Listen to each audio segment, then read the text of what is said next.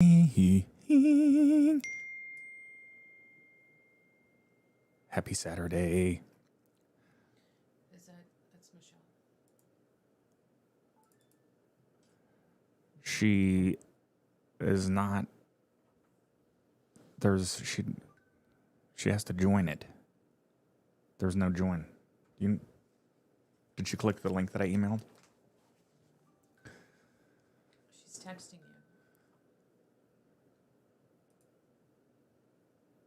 I know. She sees herself, but not us, because she's not. There she is. Hey. You guys see me? We see you now. I see you. And we hear you. Okay, I'll quiet down. No, you don't. No, we just wanted to let you know that we heard you. No. There. Oh, now I'm on. Okay. Good morning. Good morning. I kind of have an echo on my side. You're gonna, unless you have headphones on. Oh, well, okay. You're going to need to turn. You don't have any headphones, Michelle? I have my aftershocks, that's it. Those will be crazy delay. So when you're not talking, can you mute? That'll prevent the echo. Just keep the mouse over the mute button.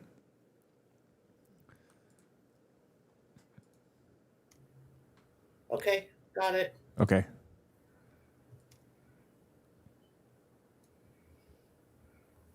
All right. Woohoo. Okay, Michelle, we're live, by the way. This is the new way that we do it. We just start streaming. The countdown is going, and we're getting ready. So we just chat until so if you're like, what the fuck, then people are going to hear that. Okay. Good morning, Kim. Okay. Oh, good morning. So then what we do, Michelle, is we have the countdown going, and then we just start the show. Then we do the disclaimers and intros and all of that. Okay. And just for your awareness, Michelle, we are live on Facebook, YouTube, Trovo, Kick, and Podbean Live, which is our internet radio service. So there's likely people in Afghanistan listening to us right now. Okay. Really? And people in Iraq. And if there's people in Iraq listening, I just want to say, you remember me coming in wearing this 101st Airborne patch? You guys did not put up much of a fight. Weak. Babe. Wow. No. Wow. Baghdad. Sorry. No. Weak. Good morning, Michelle. How's your week been? It's been okay. Monday was a little rough. A lot of things happened on Monday, and it got better as the week went on. Getting guys surgery date and all of that was extremely relieving. Yeah, I can imagine. You don't realize how much pent-up anxiety you have until there's a release of that anxiety, and then it's like, whew. So yeah, I'm really, really excited and stoked that we're gonna finally get the mass removed, and I think Dad's probably gonna come out so that I have a little support. I think that's a brilliant idea. So yeah. Very cool. Yeah. All right. You guys actually are having much better weather than we're having. Yeah. Although this morning there's this golden orb in the sky already. It's called the sun. No. Yeah. Haven't seen that in a while. So, but it's already, it's already sunny out this morning, so I have a feeling it's going to be a little warm. Wow. Being Southern California, it should be a little warm, at least. Considering that it's, mid-June, I would think so. Although because it's been cold, the pool is not warmed up yet. It was warm for a while, and then it went back to freezing. So I went in up to my elbows yesterday, and that was tough. Hey, Kim, if you have audio going, could you, when Michelle's talking, is there a huge echo?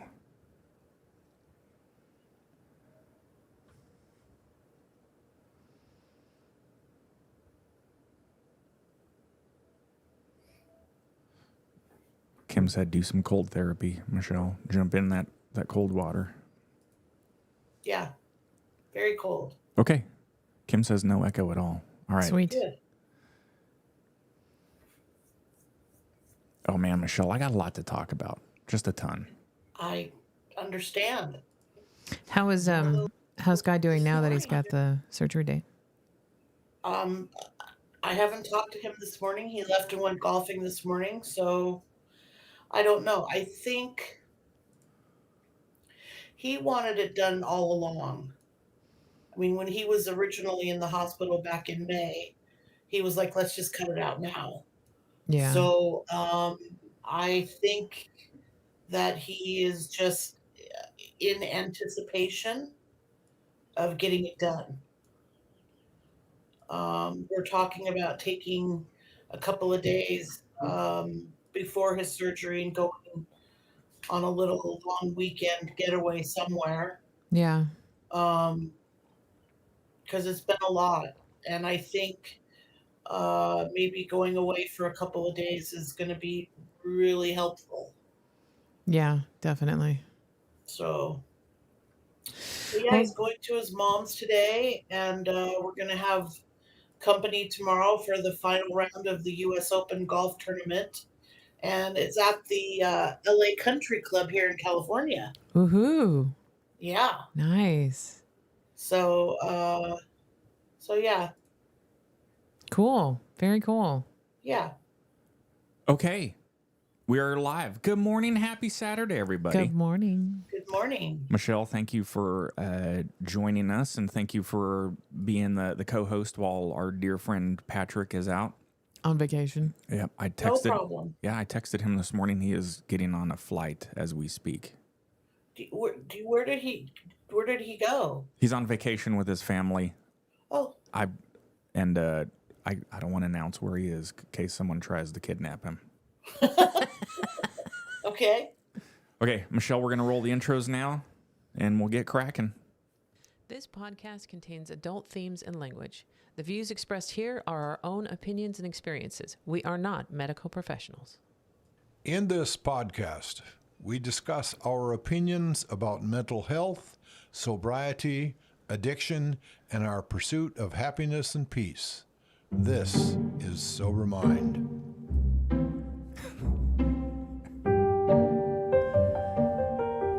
It got Michelle. It gets everyone. It's officially... Michelle, it's the bumper. You know, when a show or a radio show or something has to have the bumper that catches you. When you hear this now, you know. Sometimes I'll come in here and I'll just press the button. It gets you that little happy kind of feeling. It's a good feeling. Okay. Good morning, Kim. Good morning, Mom. Yeah. Good morning, everybody. We are broadcasting on YouTube, on Trovo, on Kick, on Facebook Live, and we're broadcasting live on the air on Podbean, which is our podcast hosting service, and they have a live radio show. Goes out all over the world, so... I made some inappropriate comments about Iraq before we joined, so I'm glad no one heard that, but I stand behind what I said. Okay. So Let it rip, babe. I'm gonna just let it rip, man. Go. I've been waiting to dive into this for my therapy session. So just an update. Okay, where do I start here? I quit. Michelle's walking away. Michelle has left the building. Just kidding. No, I think she just put her dog outside.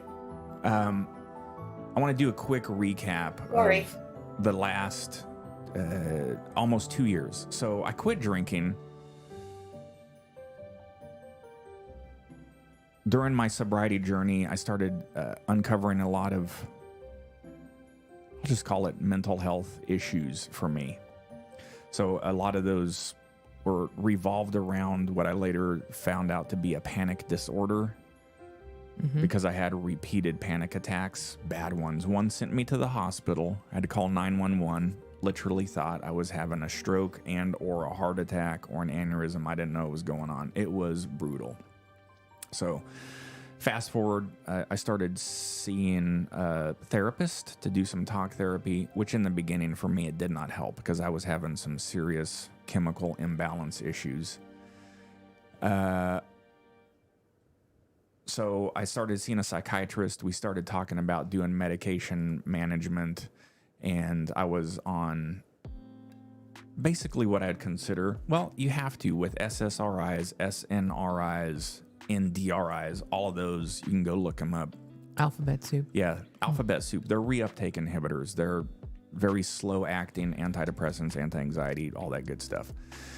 So I fast forward about 18, 19 months later, during the course of these adjustments and making all these changes, I found myself on 3 different medications, which it's tough to choke down when you hear that number 3 for mental health issues. For me, it is. I never took it as that in the beginning. I think it would be for anybody to Yeah. choke down. Oh yeah, I'm on 3 mental health medications. That's more than just the 1 or the 2. Yeah. Okay. Well, that makes me feel better. So my chief complaint to my psychiatrist a couple months ago was after she decided with best intentions to put me on a mood stabilizer. It's called Depakote. Very, very, the lowest dose you can get, 500 milligrams. It's an anti-seizure medication, and off-label, it's used to treat mood disorders. So you take it at night. Kind of, I think it helped me sleep good, but it was supposed to be a mood stabilizer. I don't know. To make a long, boring story as short as possible, what I started to find a few months ago was I don't know where my fucking baseline is. No. Well, you came right off of sobriety, which that does not give you a baseline at all, and then went right on to mood stabilizers and SSRIs and SNRIs and the like. And so you literally started out with no idea what your baseline was supposed to be to begin with. Yeah. I'm gonna turn this fan down. So I talked to my psychiatrist and I said, hey, I want to start weaning off of the Effexor. And she said, I don't know about that. and deep inside, I said to myself, joke's on you, because I quit this morning already. That was 5 weeks ago. But so I had to really persuade her to do this. And that seemed like a frustrating thing to even start to go through, because I was trying to sell it to her. You know what I mean? Mm-hmm. Like, I really think I want to get off of this. I need to figure out where my baseline is. Ever since I got sober, I've been struggling to find my level of serenity and happiness, but I don't know where the hell that is. Yeah. I don't know where that's been for my adult life. I was doing the math again the other day on a run, and it's really been 30 years of hard drinking. Mm-hmm. So before I was 20, I would drink, socially. I think a lot of us did, like we did in high school, except you and Michelle power chugging vodka and stuff. Michelle's not saying anything. But Not touching that one. gonna stay away from that one for a little bit. it started to become progressively heavier in the Army, big time. It was just a regular, nonstop occurrence.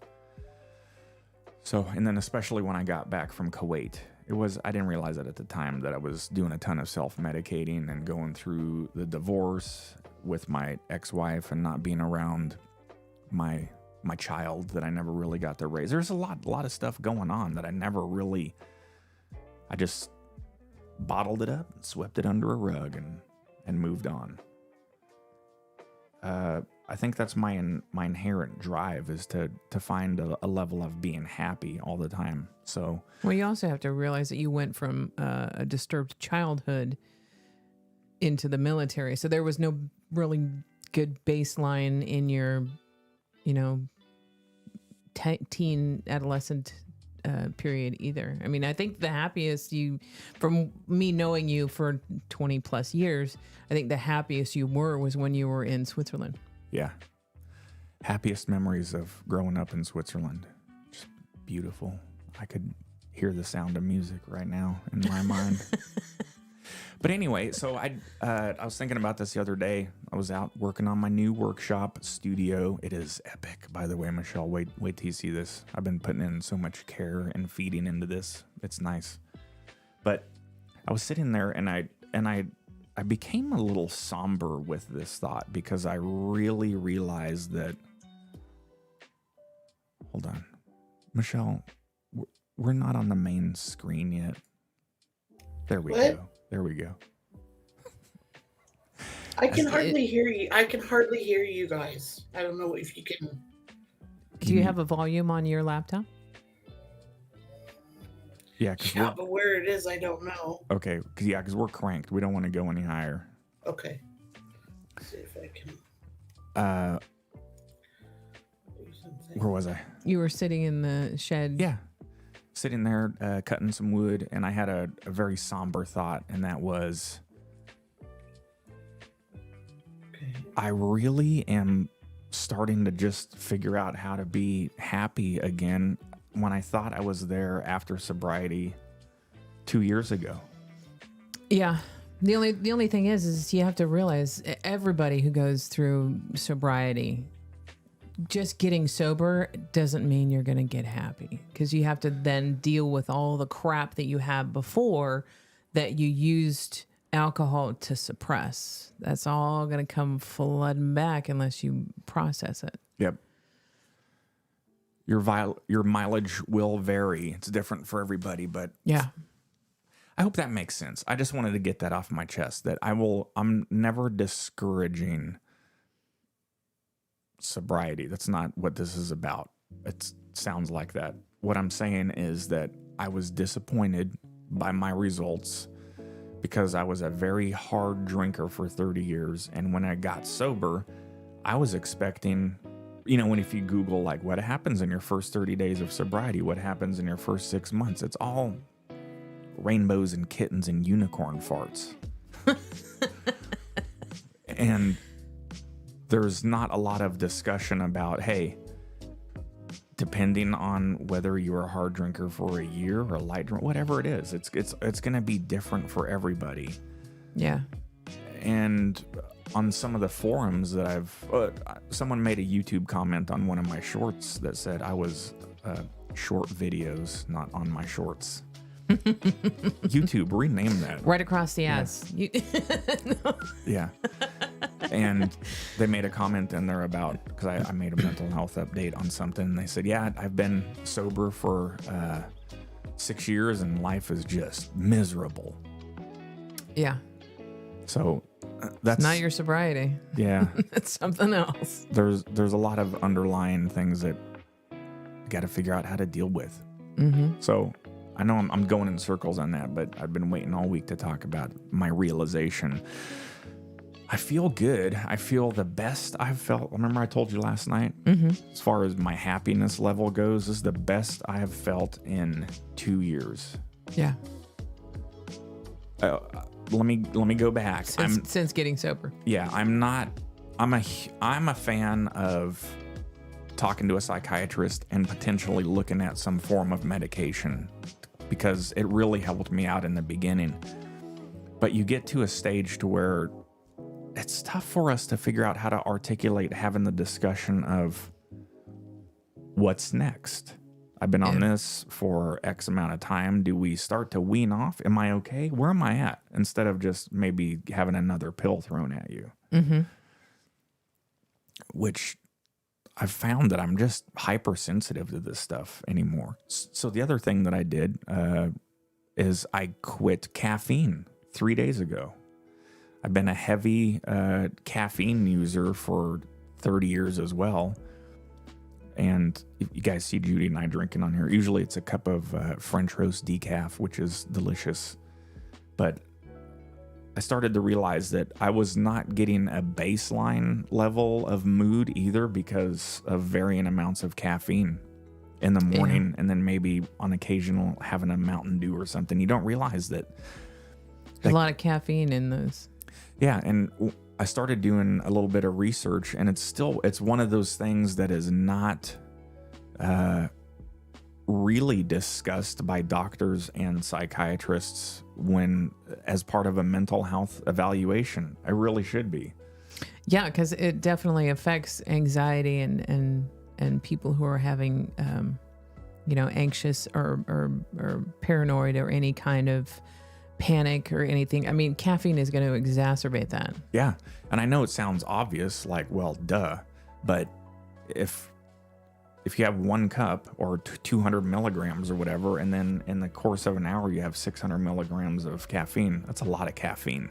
Mm-hmm. And if you're already anxious and depressed, it really amplifies those short circuits, if you will. It makes me go a little nutty.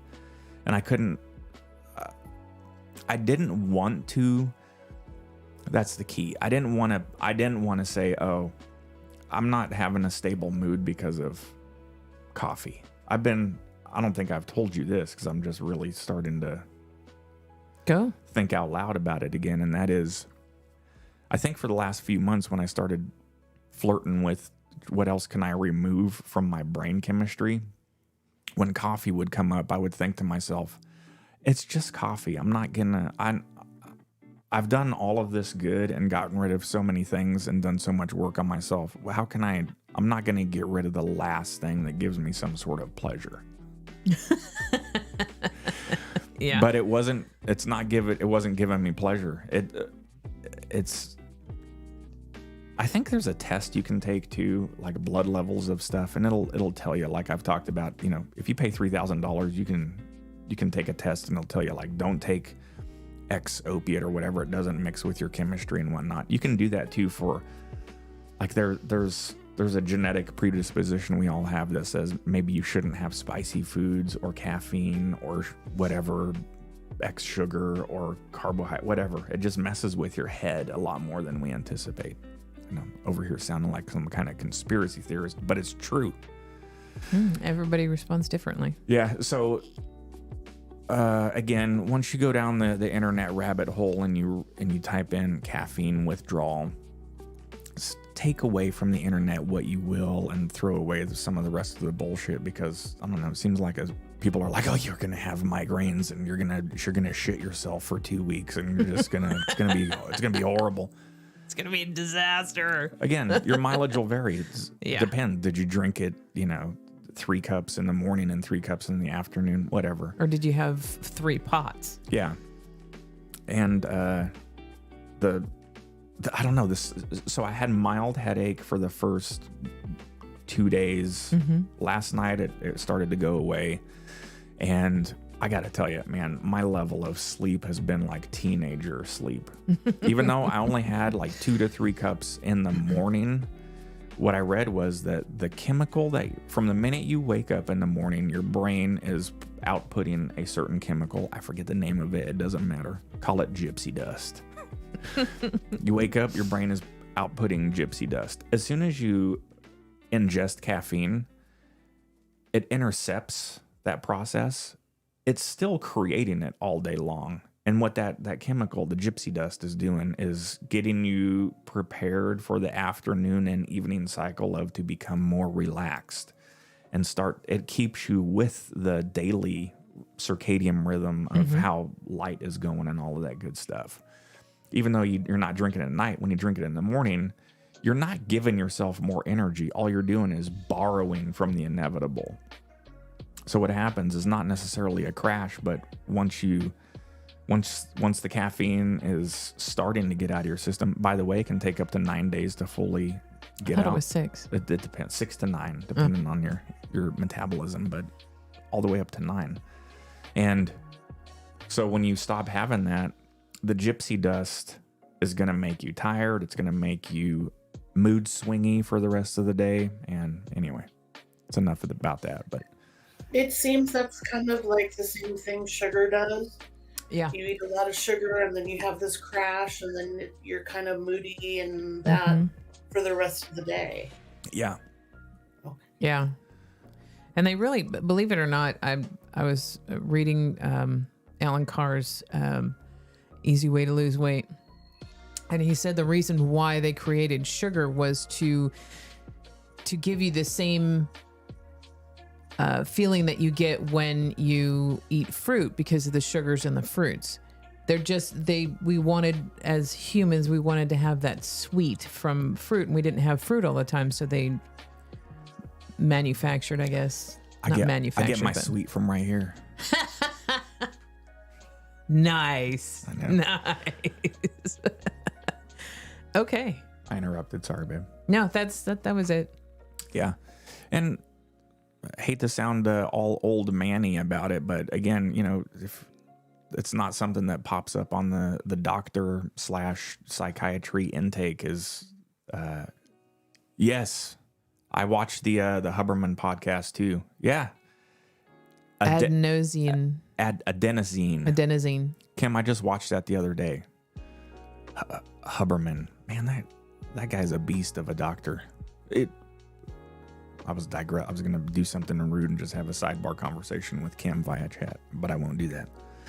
We can always have her on. I know. That'd be epic. Okay. That's my update. So, I'm sitting here, not a single chemical in my body. Just, it's like sitting out there in Patrick. Oh, he's on a standby for his flight. So jumped on. Happy Saturday, Pat. So yeah, I'm all out here all alone. No chemicals in my system. Except for vitamins. Yeah, just flapping in the breeze, man. Just having to face myself. Michelle. Did it give you a visual? It feels good that How pretty. Thank you, Michelle. I was really surprised after 2 days of no caffeine how different I felt. I'm not bullshitting you guys. Again, just trying to figure out a baseline. I didn't have super high expectations, but I was like, because with me, I felt myself. I know it sounds obvious, but there's a spike and then there's some kind of drop. And my morning routine was this: I wake up between 4:30 and 5:30 every day. Come in here, catch up on some news or whatever, have 2 to 3 cups of coffee, and then go for a run. What I started to notice was I'd be in here and I'd wake up with my wake up mood. Like, hopefully that was a good baseline. But man, I didn't really comprehend that the level of caffeine that I was layering on top of that was having a vast paradoxical effect on my mood during my run. I really realized it when I came home the other day. I was just fucking anxious and depressed again. I'm like, you gotta be kidding me. How can I? Plus you were having a little bit of anxiety in the morning. Cause I remember you saying that, I'm in the evenings, I'm fine. It's in the mornings for some reason I'm getting anxiety. And then all of a sudden you quit caffeine and lo and behold, there goes the anxiety in the morning. Yeah. Amazing transformation. But so where I was going with that, I was frustrated again the other day in a really bad way. I think it was Monday. I had not quit the caffeine yet, but I was, off of all these meds. And I know the Wellbutrin has a pretty long depressive episode for the withdrawal period. But I was just like, I was so frustrated, Michelle. I came home and on my run, I was crying. I was mad at the world. I texted Michelle that day. Or did I text you or talk to you? We talked and I heard all about it, John. So, yes. Yeah. It's frustrating because, I don't think I'm selfish, but fuck, you put in this much level of work, and I'm not alone in this. I don't want anything grandiose. I don't want to walk around all kumbaya and high on life, but fuck, I just want to be not depressed and not anxious. That's all I want. Yeah.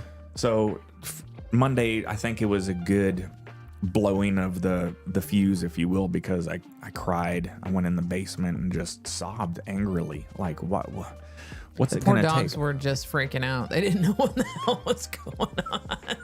Yeah, I don't want to be on medication, and I'm feeling good, and I'm not going to be there. I know, like I told you, if I ever feel like I need to go on some sort of anti-anxiety or antidepressant, which we've done a ton of research in, there's a lot of natural methods that we can really start to practice. There's tons of different things available now. Yeah. Again, if you need medication, please go get medicated for depression and suicidal thoughts and all that. It's detrimental.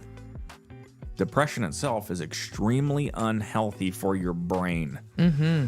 So Very unhealthy. It causes premature brain shrinkage of volume and mass over time. So go get it sorted out. Whether you're just sitting there going numb through life after a year or so because you're on the antidepressants, figure it out after that. But you got to go get it healed. It can fuck you up. Yeah. But I digress. I got a baseline. I'm feeling good. Thanks for hanging on through this shit show of a clown circus roller coaster of the last 2 years. I really appreciate It's you. been Deb, exciting. to say the least. No, it's been a good ride. It's been a good ride. I'm glad that we are at the place that we're at right now and not still stuck in our miasma. Yeah.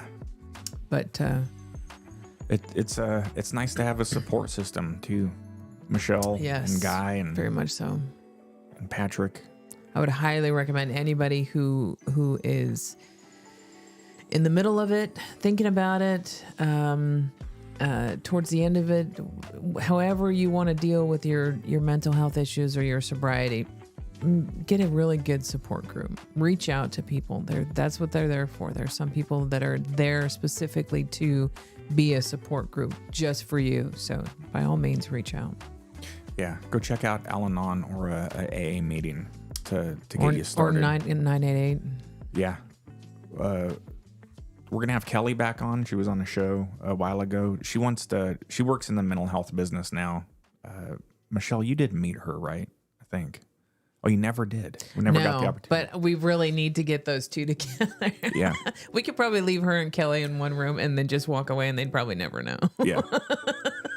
She works in the mental health industry, and she says, I did not know this, 988 is a lot more than just suicide prevention and crisis lifeline. They got a bunch of resources out there. But yeah, so we're going to have her back on, and she's going to talk a little bit more about that and about her own experiences with people with mental health issues. Yeah, and alternative therapy. Yes. I know that microdosing is becoming a huge thing in the mental health business, and ketamine treatments, which is something that was unspoken of years ago, but doctors swear by it now because it does a massive reboot on the overall PTSD cortex issues. So I know the Veterans Affairs, I think, is starting to do a lot of studies on it. A lot of PTSD suffering veterans are going through it. Yeah, and she's also going to talk more about some of the other stuff, the meditation or just basic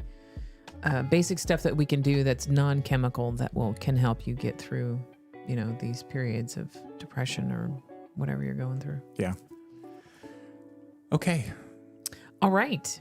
So, shall we move on? Do we have any more? We've got one more, right? We have the last one of Patrick Teahan's oddly specific childhood issues. So we're going to get into that. Michelle, is there anything you want to talk about before we get into that? We're going to have time after, but... No, sir. I'm okay. good. Let me pull that up.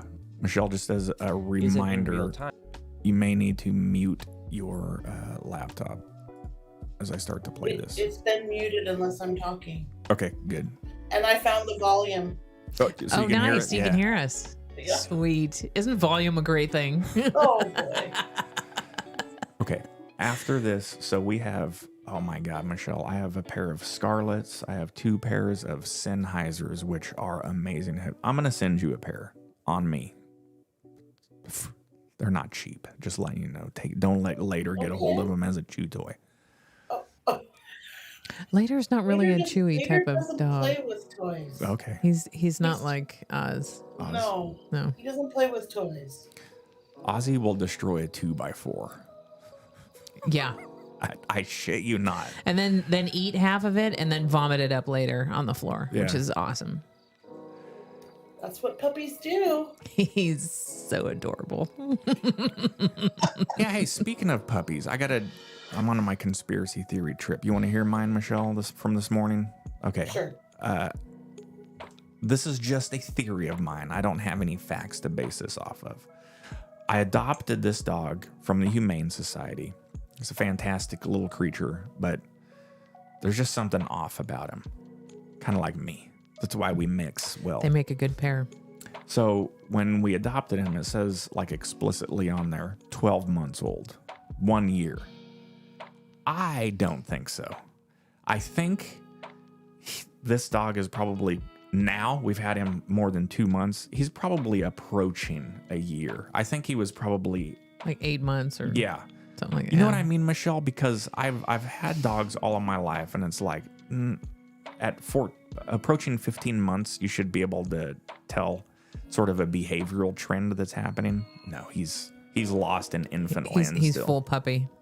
They did the same thing when we adopted Later. They told us Later was 13 months. There's no way he was 13 months because he was still doing puppy stuff. Right. Mm-hmm. Yeah. So there's no way that he was 13 months when we adopted him. I think they do that so that you're more likely to adopt a dog that's a little bit older. A little more and out of mature. the puppy stage, yes. That's what I told Dad this morning. The exact same thing, Michelle. Because I was like, I bet you look at the number, and if someone sees 9 months, they're like, it's a lot to handle there. 1 year, you're like, oh, okay. Yeah. I'm not accusing our local Humane Society of doing this. I'm just saying. We still love them. Love them. But It's a marketing tactic, just like anything else. They're not going to tell you 100% the truth. no. Or a politician saying we're going to do this for you, and it never gets done. It's, it's a marketing tool. The dogs need homes. Right. Patrick says, how many adults do you meet that are still children, though? Guilty. I All right, may fair mature, enough. but I'm not going to grow up. Yeah, that's right.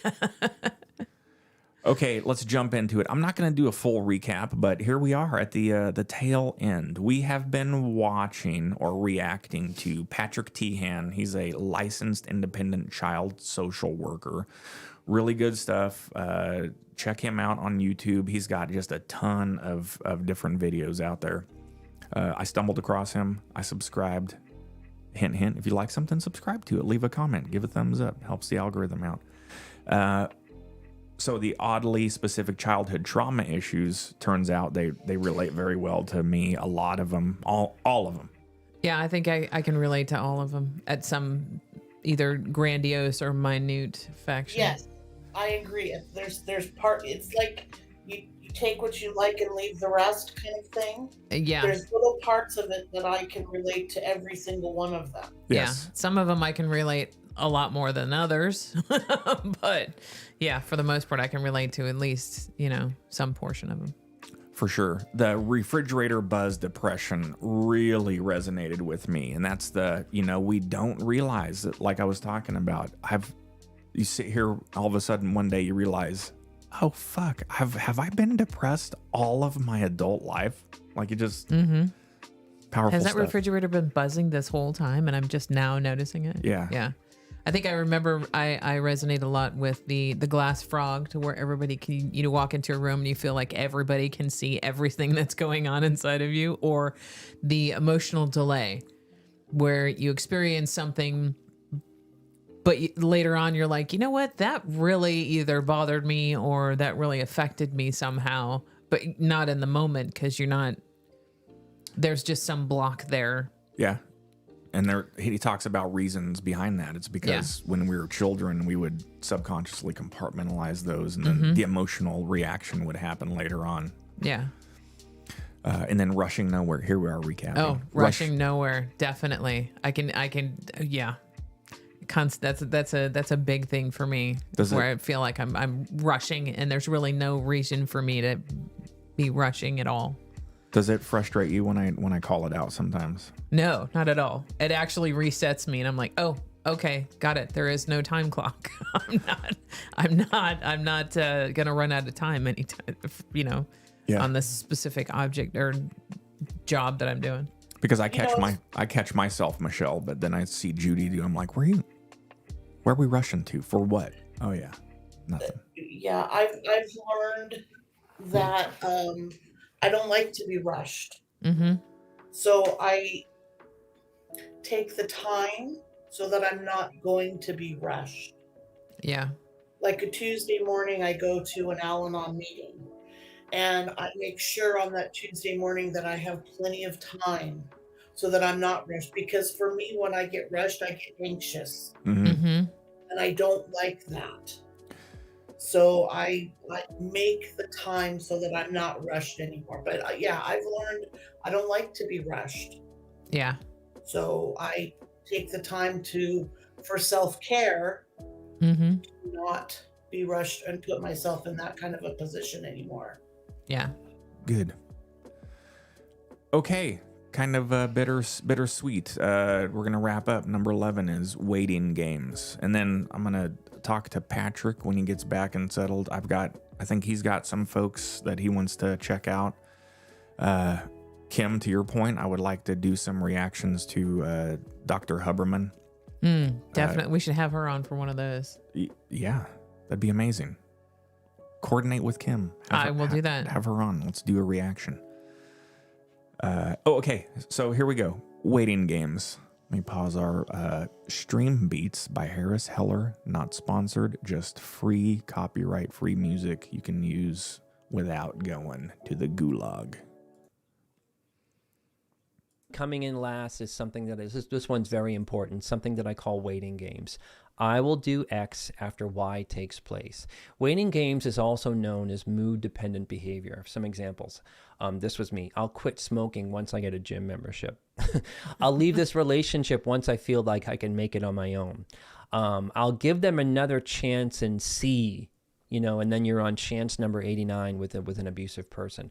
I'll go to therapy once I'm sure I have issues that I'll have to talk about. There's this really, it's kind of game playing that we do with ourselves. Children are like this. Developmentally, we come up with these strategies to kind of avoid pain, but we stay, unfortunately, in that undeveloped mindset as adults. So waiting games are really evidence of being in our inner child who is very accustomed to waiting for things to get better on their own without really taking any action. As a side note, that's my favorite definition for a codependent person.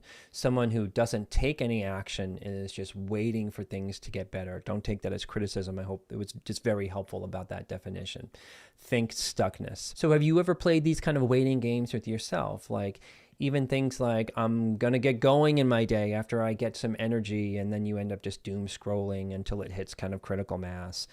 Those are terrible, awful, stuck places that feel impossible to get some movement on. I've been there. And this is right in the overlap with ADHD, and it should be noted to that.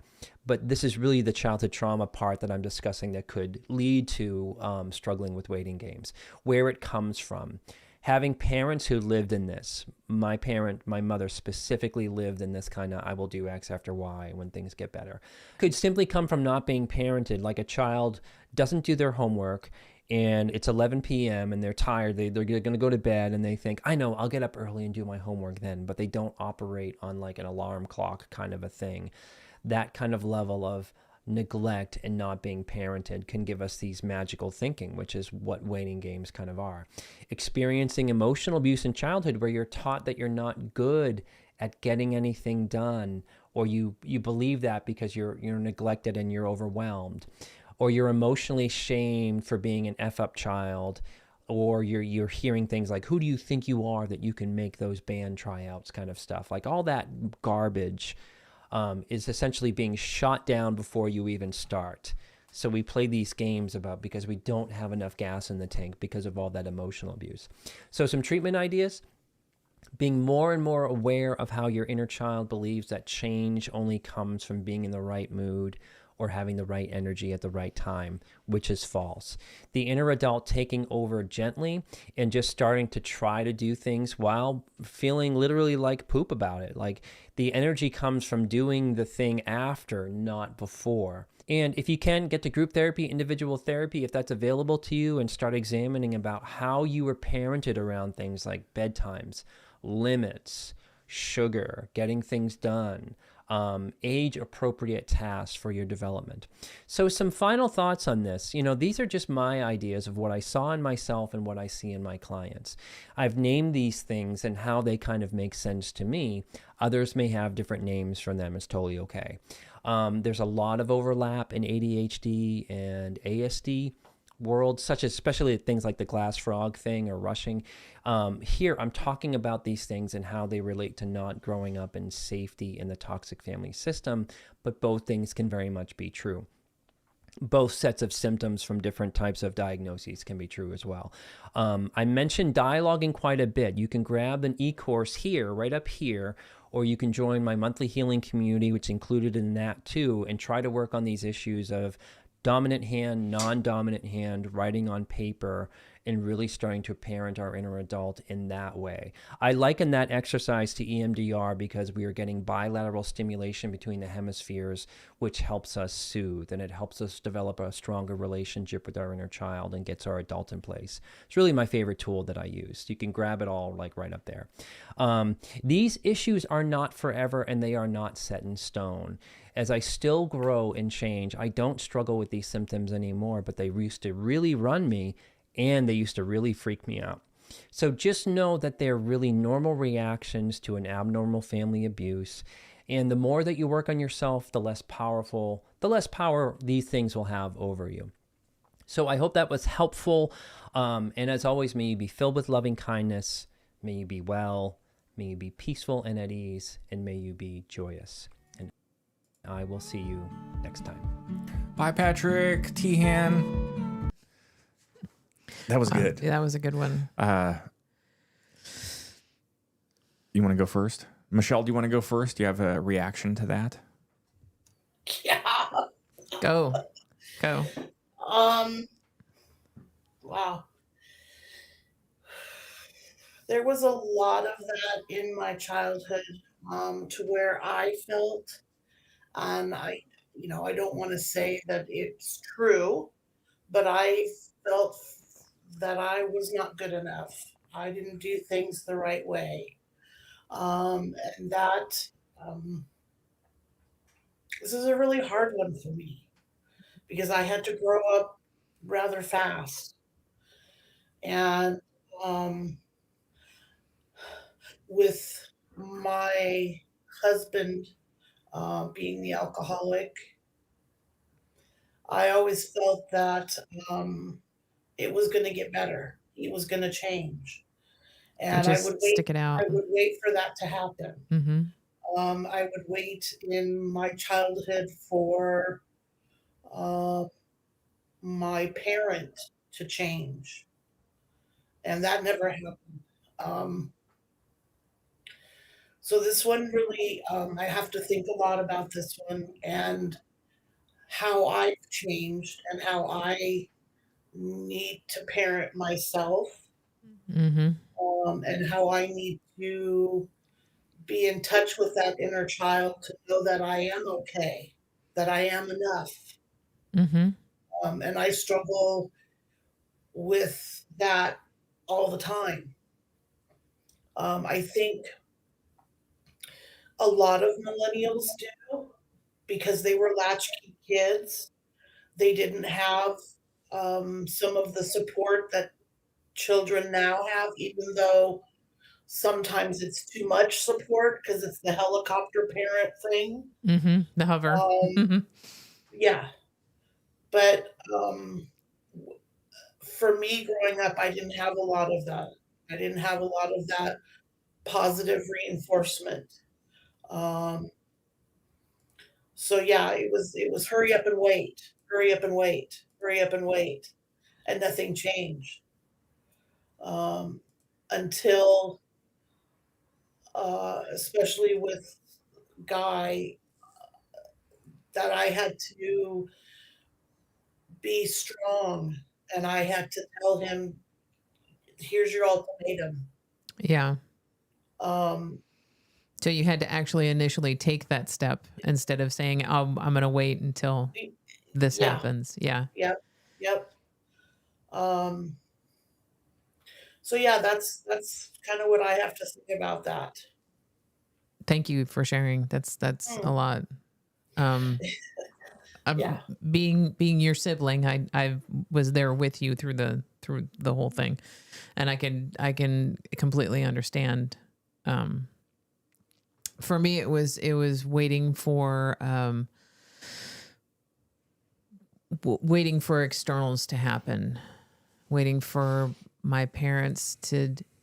When I was little, I don't think this now, obviously, but when I was little, when I was 5, 6, 7, 8, even up to about 10, waiting for my parents to get back together because they divorced at 5. So I was waiting for them to get back together. And then it was, waiting for people, like you said, waiting for a parent or a step parent or a boyfriend or whatever to change before I would do, my own thing. So yeah, I can completely relate to that. Now I think what I do, I used to until we started to get sober, I would do a lot of that. I'm going to wait until this happens before I do this. But since we've gotten sober, it's been much easier for me to talk myself out of that, to tell my inner child that it's okay to take this step forward. I know you're scared.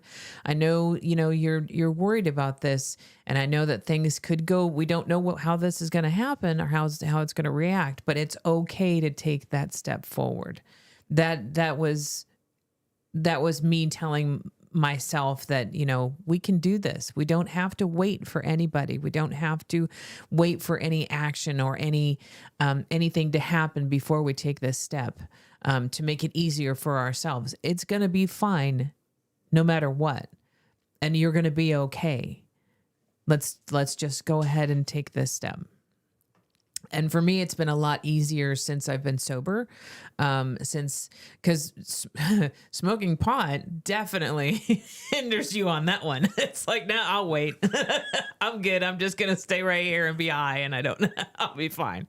So, smoking pot was definitely a huge hindrance on that one. But once I quit smoking that, my drive came back. My, desire to take that step, my desire to move forward instead of just stay in status quo. So that since we've gotten sober has become a lot easier for me to engage in those actions and not feel like everything was going to blow up and it was going to be a huge catastrophe. I have some things to ponder on this one, because I think I started playing the waiting game with medication management and maybe not doing a lot of self-care and self-work, because I think I probably caught myself going, well, I need to wait until this medication settles in, or this one. Or I need to get off this and next. I think I told you that too before, maybe like when I switched. Well, I have to give this medication a few months to get into my system and get used, which you do on certain medications. But after a certain time. I know, but I think there was room for me to probably do some work while that's happening, not just go, well, I'm going to be a basket case, so no reason to do any work. I think that's one of the initial reasons why they prescribe you these medications, is so that you can do your work without having all of the emotion behind it. You can work on those issues that are, causing these problems, causing the anxiety, causing the panic, causing all of this, and be able to address those without triggering any of those, so that once you get to that point to where you're comfortable enough to address a lot of those issues and they're not causing a whole bunch of emotional response, then you can start tapering off of the medication that you're on, if you can. Yeah. But as far as waiting for this or that, in my general almost 50 years in life, that is not me. I'm fucking full steam ahead without thinking about it. No grass grows underneath your feet. Nope. I can tell you that right now. Even when we were full blown in our addictive life, you were still, well, let's do this. Let's just jump right in. Let's do it. Yep. There's me in the back end going, whoa, wait a minute. And there's me going, we'll figure out the ramifications later. There's pros and cons to that. Go ahead, for me, I think the waiting game was waiting for others. Waiting for others to take this action, waiting for others to change, waiting for others to give me the recognition that I felt that I deserved or needed at the time. I wasn't so much waiting on myself. I was waiting for others to give me that validation. Yeah. Or that comfort. Because you hadn't learned to do that for yourself. Exactly. Yet. Yeah. But for me, a lot of the waiting was waiting for others. Mm-hmm. If they do this, then I can change. Or if they do this, then I'll get what I need. Or, things like that. Yeah. Yeah. Interesting, Michelle, because it's like a zero control factor. But thinking you have control at the same time, like, well, I'm not doing it because no one else is. And I catch myself like, no one knows no one's reading your mind. Right. It's like if someone else jumps off a bridge, are you going to do it too? Yeah. I did. That's where that concept kind of comes from. Yeah. I literally you did. would have followed me off that bridge, trust me. So Patrick said, it's funny how this behavior also manifests itself in the alcohol dependency of drinking thinking. Not exactly the same, but similar in the fact that you are setting up conditionals to be okay. Yeah. Yeah, I can see that.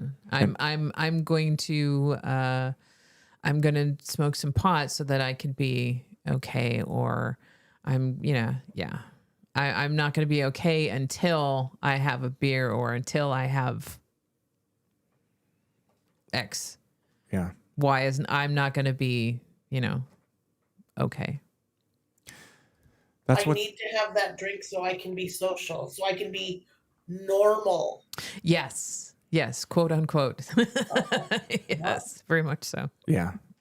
That's what's been a tough journey for me to go through, Michelle, but what's been liberating is that I don't have any chemical dependencies on anything. It's just, it's nice to go, well, I might, freak out, or it's like, I don't, I'm just me. What you see is what you get. Patrick also made a good comment in there about the waiting game of how it is setting ourselves up for failure based on conditionals, foreboding joy. I will be happy if X happens. Mm-hmm. Showing ability showing ability to validate ourselves and that our happiness comes from ourselves, not outside conditions. Mm-hmm. But it's expectations. Yeah, external expectations. Exactly. And expectations can breed resentments, which is going to make you angry, disappointed, hurt, all of those things that you're looking for externally instead of trying to find it from inside. Yes. And doing that self-care. Especially those expectations that you put on other people. Absolutely. Which, are you're just hurting yourself. Absolutely, because they're not going to change because they don't think anything's wrong. Or they're not going to react the way you expect them to react because they are their own individual.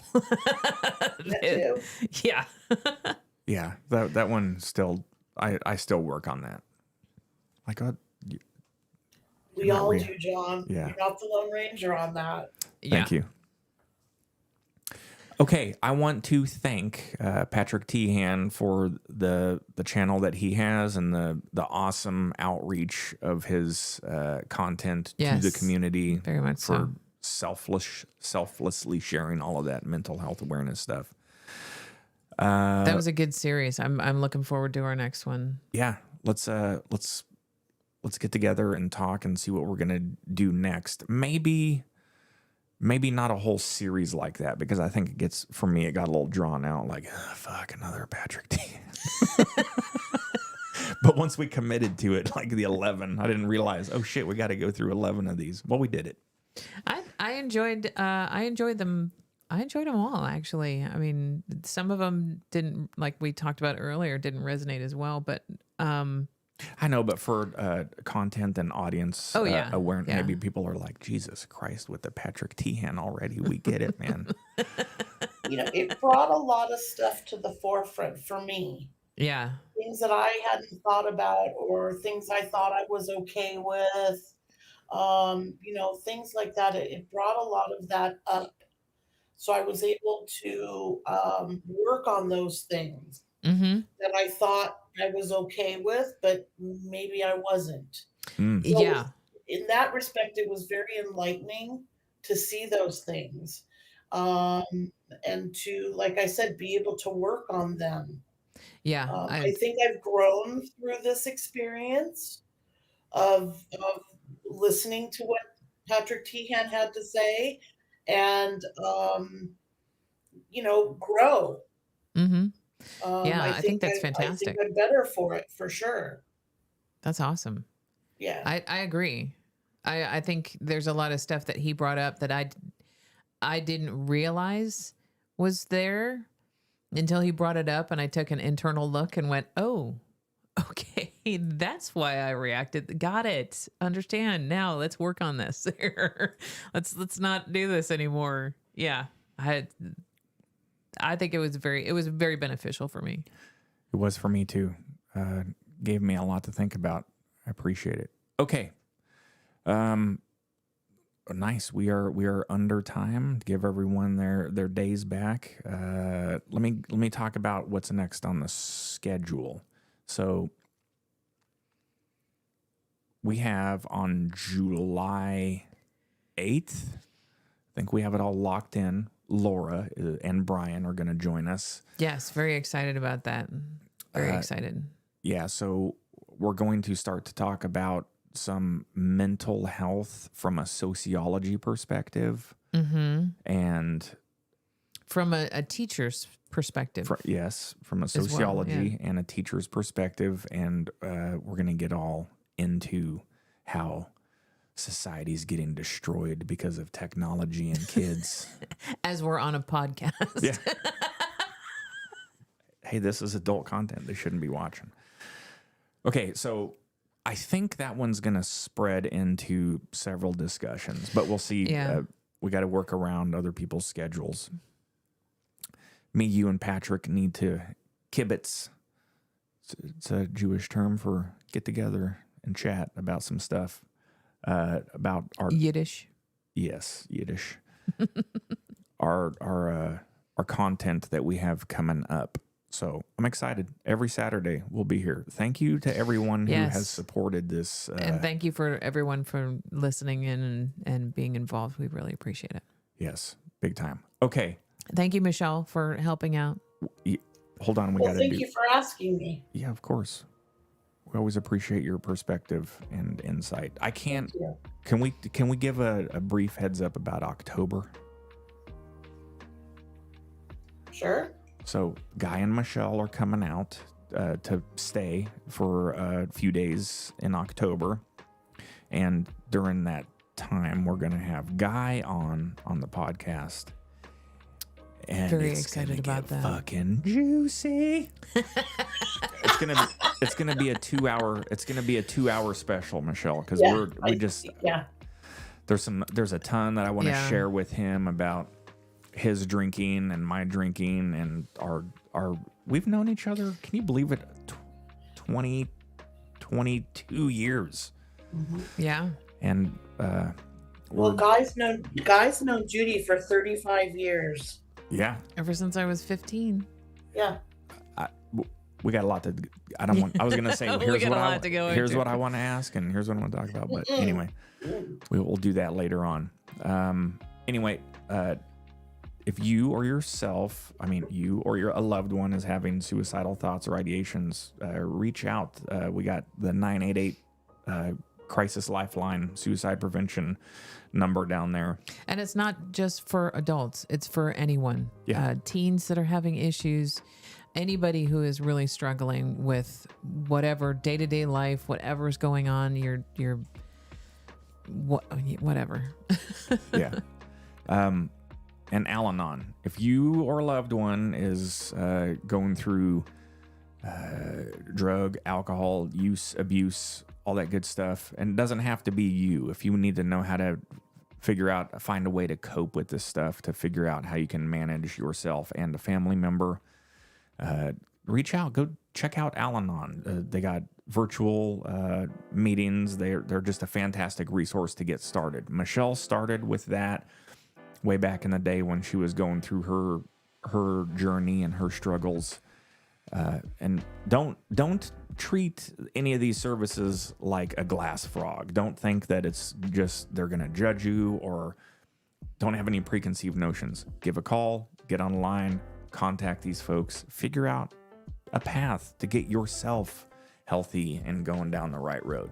You owe it to yourself. Mm-hmm. Even if you're a jerk like me, sometimes you still owe it to yourself to love yourself. All right. Patrick, I got to catch up with a ton of stuff. Oh, yeah. All right. See, having the side chats with Patrick. All right. Catch up with Patrick when he gets back. Michelle, I love you. Love you too, John Boy. And you too, Judy. Miss you guys. Miss you too. See you soon, hopefully. Yeah. Yes, I hope so. Hey, yeah. So, Kim, if you're still watching, I would love to have you on if you're interested and to do a reaction about some Huberman stuff. I could find some shorter videos and we could watch, but it'd be nice to get your perspective on things. Definitely. That would be a really good show. I'd look forward to that. Yeah, maybe even Brian if he's interested. Okay. All right. Thank you, everyone. Love you all. Thank you. See you guys. Be kind to yourself. Be kind to yourselves, God Be damn it. patient with yourself. You are worth it. Yes. You are worth it. Yes. You are worth it. All right. Bye, y'all. Bye.